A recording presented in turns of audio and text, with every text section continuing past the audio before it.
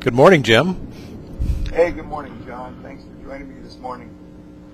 So, we're very excited to have the Sloan Consortium be part of the HP Catalyst Initiative, but would love for you to introduce to the listeners here what the Sloan Consortium is all about. Could you tell us briefly about the Sloan Consortium and how that complements the multiversity theme of the HP Catalyst Initiative? Well, the Sloan Consortium is a nonprofit organization that is an outgrowth of funding from the Alfred P. Sloan Foundation over the last 15 years. The consortium is dedicated to the proposition that anyone, anywhere should be able to learn at a time of their choosing and with convenience. And so we've been working these years to try to improve online learning, to work with institutions all around. And we publish a journal about advances in online learning and hold conferences and give workshops for faculty about online education. That's what we do. Yeah, fantastic. Well, so the HP Catalyst request for proposals describes the different themes and the guiding questions for each of the themes. And the main purpose for the multiversity, of course, is exploring the innovations in online learning as they apply to STEM teaching and learning. But can you tell us more about what you hope the consortium that you're leading will learn by working together? Well, I got into all of this because of a real interest in STEM education, and particularly in how one can improve STEM education through online methodologies. One of the things in online learning that we want to do is to really be able to demonstrate that there are things in online learning that can make it better than on ground. And STEM is a perfect place to do that. I'll give some examples. One of the projects I hope will get going in this activity is to how to use virtual worlds in these activities, where people anywhere across the globe can come together to do activities such as see simulations or work with engineering activities or understand how to interact in a, say, an engineering area or a mathematics or any of the other sciences or technology issues. These things seem to be particularly well adapted to virtual worlds, and there's a lot of examples on various platforms such as Second Life that show that people are making progress on this.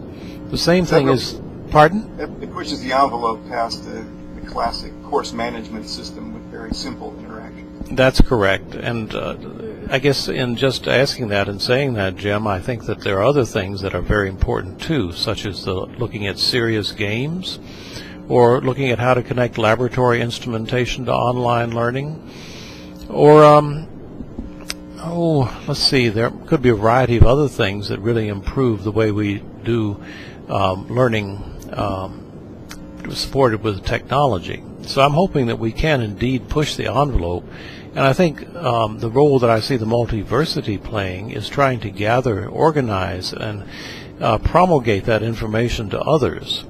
We have a fairly large membership among faculty in the various schools that are part of the Sloan Consortium, and I hope as a very first activity to really try to organize a virtual symposium, send out a call for papers, have it in a virtual world, get people to begin to share what they're doing, ultimately publish all of this, roll it up, present it to the world, and do what we traditionally do in the Sloan Consortium is organize, promulgate, understand, and synthesize information about a particular area. And this is a perfect example of how we can move forward in trying to get STEM uplifted.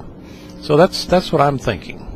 Super. Well, we're really excited to have the Sloan Consortium be leading the Multiversity Consortium. And maybe one last thought from you. Can you tell me, why you're personally excited about doing this? Oh, my personal excitement really stems from my real interest in these topics I just mentioned.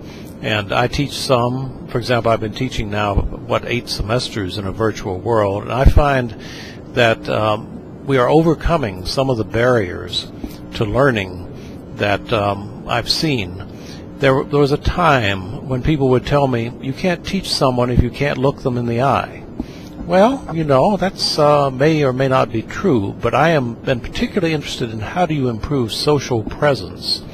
And so if I'm in a classroom talking to a student or a group of students, and if I can figure out ways that they can be anywhere in the world working together to really move things forward, I feel that that's a step forward, at least from what I've been working on. Now, I could also say that from my engineering background and my entrepreneurship background, there's a lot of interest there too, because from engineering standpoint, we really do want to do more interactive kinds of simulations and understand how to share that between multiple people watching and organizing and working with a simulation. Same thing is true for my entrepreneurship hat, is how do you really turn all these activities in something new that will replace the LMSs of the past, and we can move on to that next generation. Fantastic. Well, John, thanks for joining me this morning, and thanks for being part of the HP Catalyst Initiative. We look forward to a lot of interesting work together. Thanks much, Jim. Take care.